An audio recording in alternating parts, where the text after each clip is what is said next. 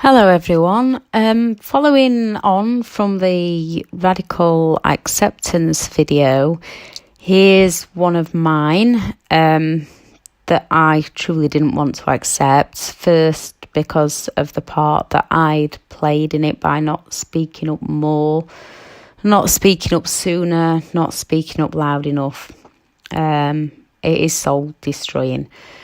You have to admit your mistakes through fear of reactions. You have to accept them. So the narcissist and animals. Narcissists use pets just like they use people. It's there to please them. They might show extreme love to animals, yet this is all just on the outside. A pet is just another extension of themselves. When you have a pet, it's just something else that the narcissist can use to cause arguments, feed the cat or go and walk the dog. They expect others to take care of the animal, even though they don't want to. Sometimes the narcissist can come across as treating pets better than they actually treat people. Well, if the pet is conforming, then yes, they will. Just like the golden child, the golden animal will be treated well. Yet, if the pet doesn't conform or shows them up, the pet becomes the scapegoat and they will abuse animals as well as people. One day they'll love their pet and treat it so well, and the next they'll not. They just want control and attention from them. My elder children had 2 pet hamsters when we met, and in the golden period, the narcissist was okay with this. Then after some time together, the narcissist admitted that they didn't like them, which, fair enough, freedom of choice. You don't have to like every animal out there. Then when I went away, I came back to find a dead hamster.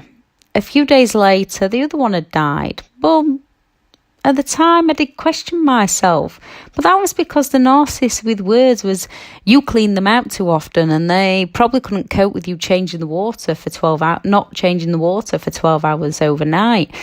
Now, normally you'd just think the hamsters, rabbits, guinea pigs, animals, they do pass away, but when you've got someone feeding those thoughts into your mind, then it sends you questioning things. Then we got a lovely blue staffy puppy who was beautiful. Yes, a puppy, so they chewed through everything as they do. When we got the dog, the narcissist desperately wanted one. But with work commitments and being pregnant, we agreed that the narcissist would walk the puppy. Although I did because I enjoyed it. The puppy was absolutely adorable. We did end up having to get a crate for the puppy, which I wasn't happy about, but when left, it wouldn't chew its toys. It would go through the skirting boards, the tables, the walls. If you've had puppies, you'll know this. As a puppy, it grew and grew and grew, and unfortunately, she just got far too strong for me to handle. She was walking me. The narcissist slowly but surely stopped walking her and then told the children that they need to do it or I need to do it. But when she got to around 1 year old, we couldn't. The dog walked us. There was no way the children could cope with her. At one football game, the dog took control of the narcissist because it was a powerful dog. The narcissist actually kicked her in front of others. I spoke out and got told, what do you know? You don't feed her, you don't walk her, you don't look after her, as loud as he possibly could in everybody. The poor dog did get kicked a few more times, and she would cower when the narcissist was around. If the narcissist was shouting, she once showed her teeth to him, which just got her booted onto the garden. And she was only defending the children or defending me, and radical acceptance.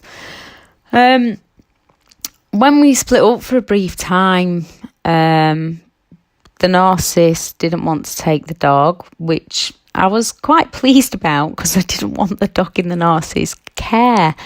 But I couldn't take care of her properly. She needed more than I could offer. The narcissist was not happy because I explained that I was going to find her a better home.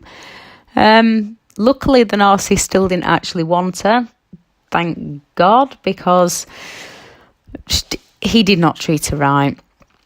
I was left with a stunning dog that just needed more love and more time. She needed a bigger garden to run around in. She needed more works? She needed more walks. And I wasn't strong enough to walk her. She needed more care. So I took her to a rescue centre, and in my head I was dreaming of her on a big farm, loved free. Then on arrival at the centre, the staff took one look at her and informed me that she was an illegal breed. They called the police and took her away, which was just soul destroying and still is. Then a few days later, the police did call to tell me that she was an illegal breed. So we had to let her go.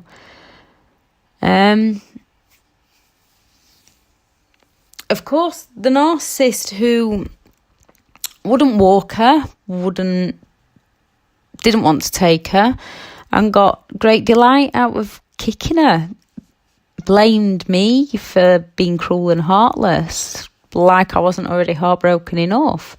I'd allowed that dog to suffer at the hands of a narcissist. Even excuses of fear didn't help me. I just have to accept that I let her down, and that I let her down in the end as well.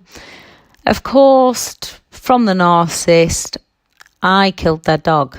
I was jealous, I was evil, and I wanted to hurt the narcissist.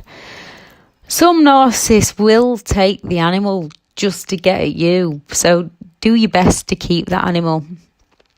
If you can take care of them, keep it, as the narcissist will abuse it. If you cannot find it a good home, do not let the narcissist have it, because they will abuse it. The narcissist still actually post pictures on their Facebook over the years to gain sympathy about a dog that they didn't even care about. They never did, and they never will see it from any other way.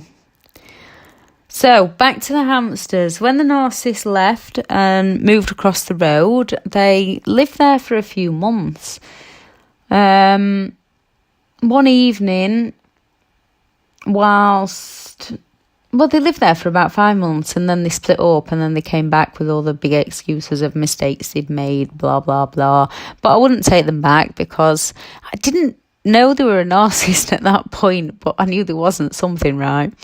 One evening, whilst they were what I thought to be co-parenting, and they came to visit the children, this wasn't long before I went no contact, limited contact.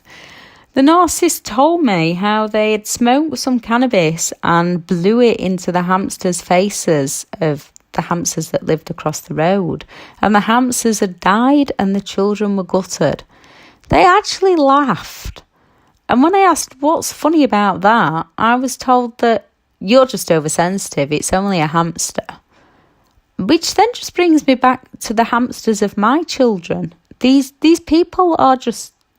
Some of them are just incredibly cruel. They will hurt anything and everybody.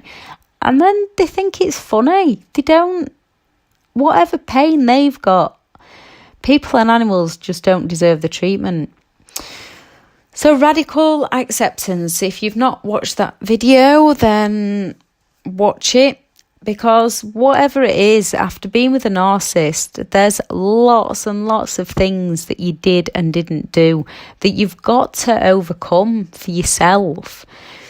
If you watch a narcissist with an animal, you will get a glimpse of just how cruel they can actually be. So do that radical acceptance.